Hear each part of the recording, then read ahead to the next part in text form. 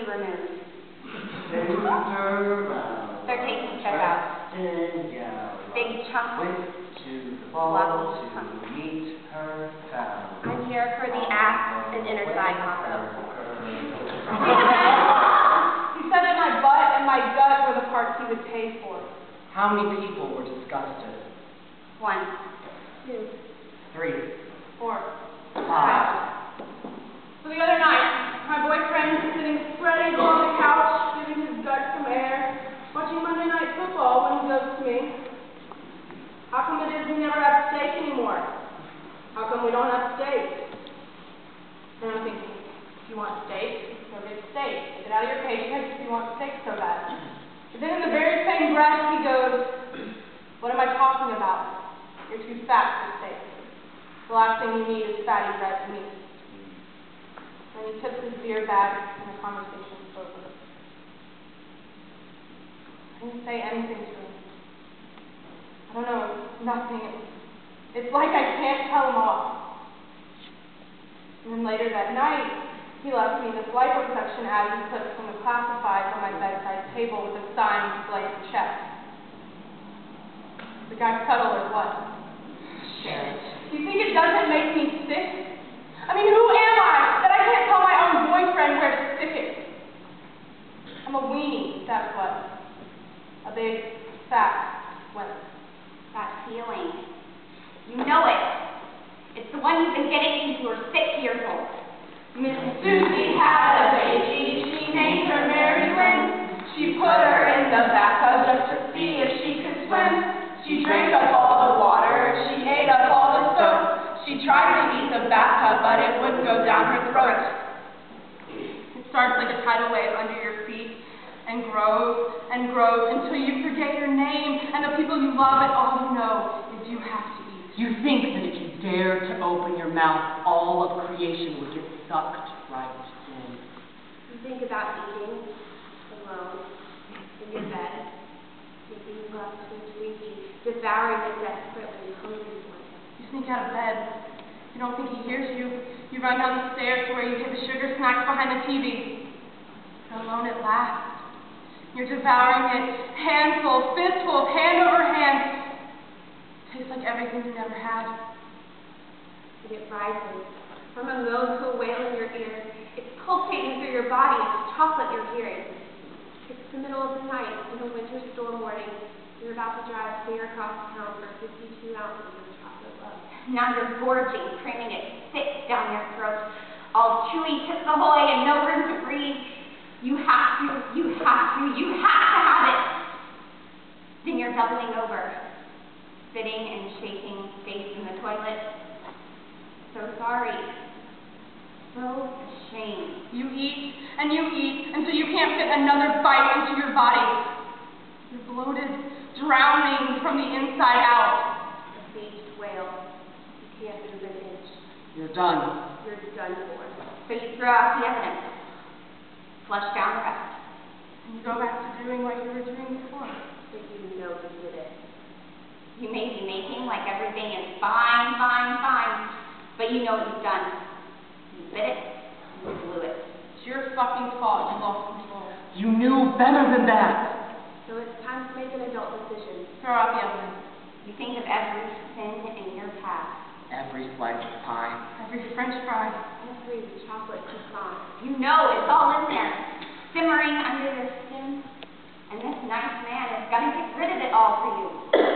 Purify you. Clean slate. The ultimate purge. You are responsible for your own behavior. You are responsible. You are guilty. My boyfriend gave me peaches. My boyfriend gave me pears. My boyfriend gave me 50 cents and kicked me down the stairs. My boyfriend has this theory. He asked me, "Can't you see yourself in the mirror?" I say, "Yeah." He says, "So why don't you do something about it? It's for your own good.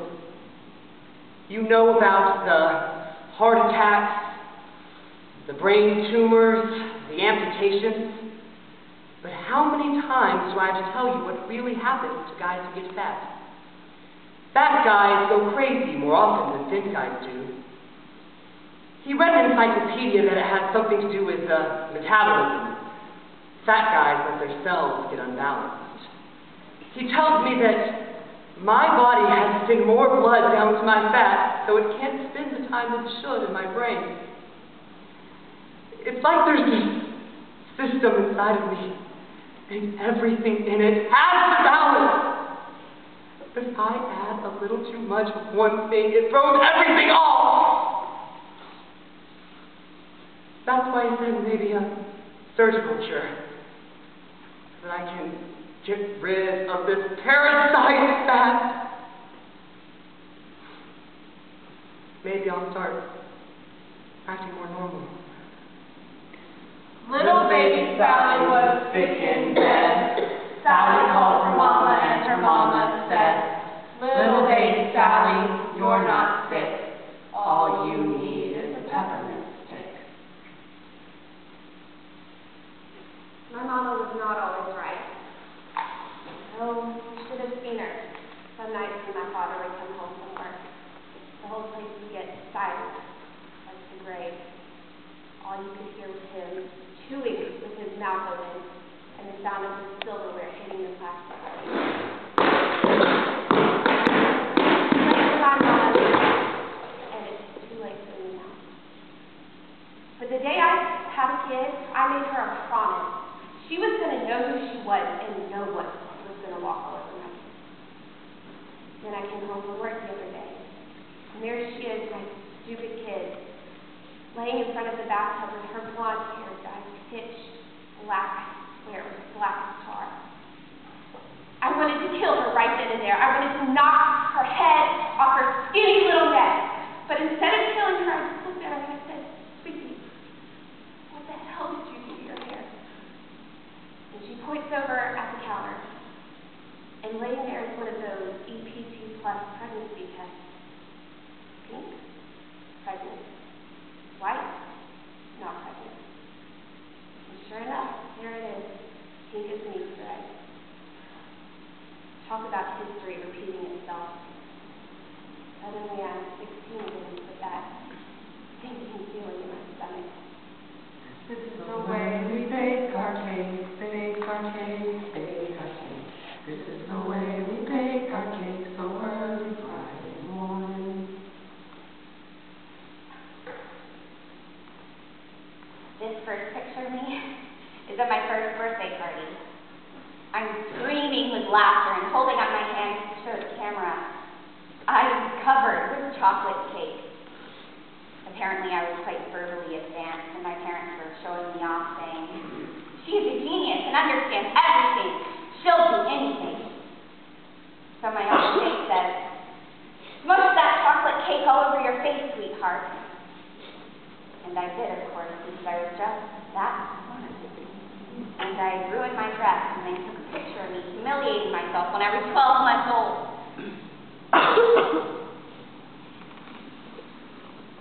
This one is my mother's favorite. It's on one of our mother-daughter days, and we're looking very close. But what you don't see is Mother boring her knuckles into the small of my back, saying, "Straighten up, sweetheart. It lengthens your neck." For a while, there are an absence of photos. When tummies are no longer little girls reaching for bread and peanut butter and having slim fat thrust into your 12-year-old fist. Mother says, "No, I'm putting my foot down." And when I finally want so little, I can barely get up in the morning. My head feels like a 10-ton brick on my shoulders. My knees buckle, walking from class to class. When I finally want so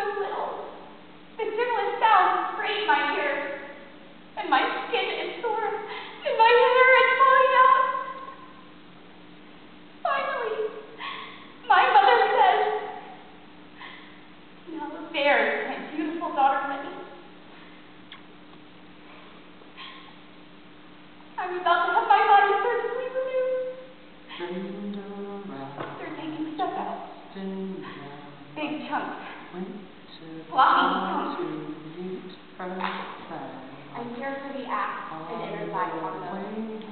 He said my butt and my gut were the only parts he would pay for. How many people were disgusted? 1, 2, 3, 4.